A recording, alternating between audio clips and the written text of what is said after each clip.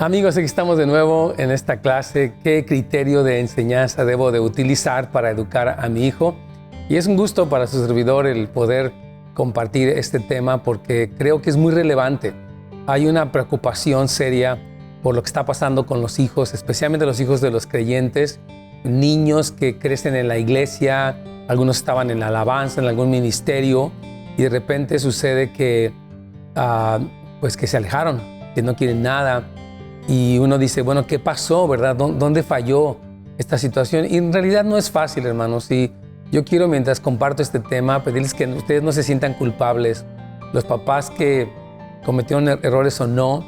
Yo creo que el que un papá se sienta culpable por no haber tenido una buena educación, una buena crianza o haber sido un buen ejemplo, realmente la culpabilidad no sirve de nada. Quiero decirlo con toda sinceridad, ¿verdad? El que un papá se sienta culpable lo hace menos efectivo.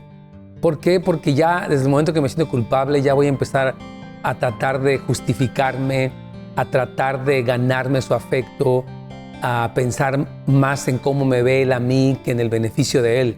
Entonces yo quiero desde este momento, amigo, amiga que nos escucha, que usted diga, no voy a permitirme vivir ni un minuto con un sentimiento de condenación como papá, como mamá, porque eso no me va a ayudar a nada. Cometimos errores o no, le pedimos perdón al Señor, podemos pedirle perdón a nuestros hijos, perdonarnos a nosotros mismos y desde ese momento empezar a utilizar los criterios bíblicos de la crianza de nuestros hijos. Y veíamos en el segmento anterior, en la clase pasada, el asunto de que todo método de enseñanza que no considera lo que la Biblia dice, que nuestros hijos nacen con una naturaleza pecaminosa, no son correctos.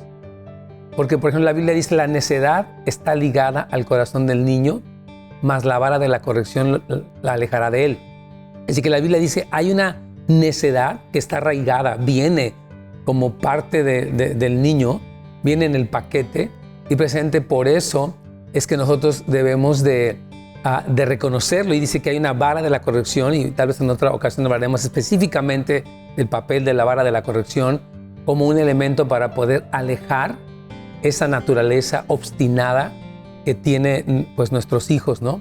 La Biblia dice que el muchacho consentido será vergüenza de sus padres. Quiere decir que cuando no se estableció una corrección, y no hablo de golpear ni de abusar, pero no se hizo una corrección bíblica, una corrección adecuada, entonces el niño va a crecer consentido y va a ser una vergüenza para sus padres. Entonces, el segundo criterio en la educación de nuestros hijos y para discernir un poco tantas cosas que escuchamos sería el reconocer que los padres tienen la autoridad. Yo quiero hablar de esto, porque sé que el concepto de autoridad actualmente no es muy popular, ¿verdad? Se habla, no, vamos a trabajar como equipo, vamos a ser facilitadores.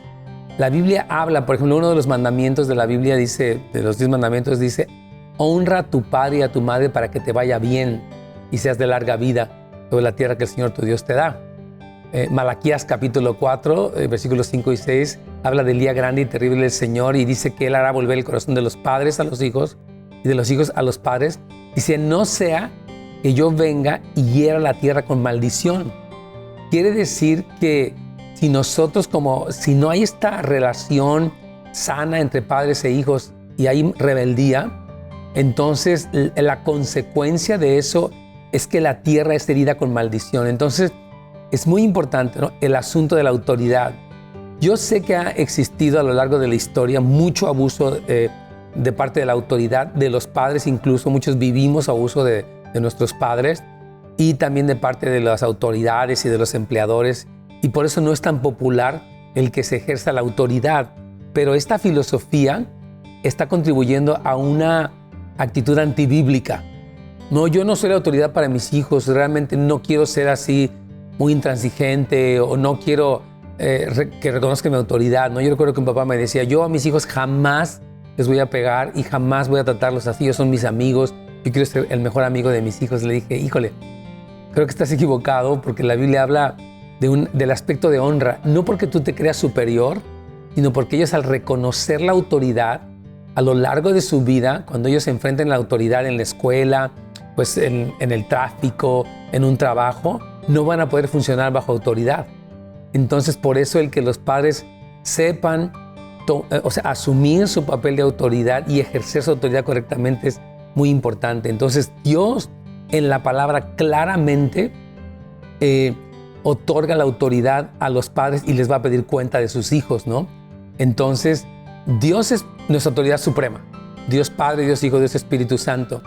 Y después Él ha establecido una autoridad. Romanos capítulo 13, versículos 1 y 2 nos dice que sométanse todos a la autoridad, porque dice, no hay autoridad sino de parte de Dios, y las que hay por Dios han sido establecidas, de modo que quien se opone a la autoridad, a lo establecido por Dios se opone, y los que se oponen acarrean condenación. Entonces la autoridad, aunque sabemos que sea mal utilizado, sí es legítima, o sea, Dios la otorga, y obviamente Dios le va a pedir cuentas a cualquier persona que no ejerza su autoridad adecuadamente. Dios nunca impulsa una revolución, ¿verdad? Rebélate contra la autoridad porque está mal. Dios es el que se va a encargar de las autoridades, pero como papás sí se nos demanda que nosotros ejerzamos nuestra autoridad. De hecho, cuando la Biblia habla, por ejemplo, dice, si una persona anhela un obispado, una posición de autoridad en la iglesia, dice, ok, anhela una buena cosa, pero dice en 1 Timoteo 3:4, debe gobernar bien su casa y tener a sus hijos en sujeción.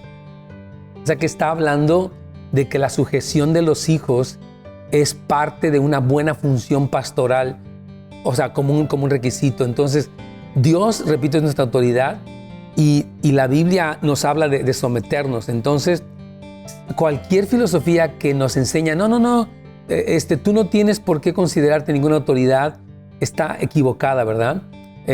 Tenemos que pensar que la autoridad sobre nuestros hijos no es una falta de respeto para ellos, ni es una imposición, es una bendición y es de parte de Dios. Entonces, me despido de ti en esta tercera enseñanza de este tema tan importante y esperemos que sea de mucha utilidad para ti, para tu familia, en esta aventura preciosa de criar a nuestros hijos en los caminos del Señor. Que Dios te bendiga y hasta la próxima.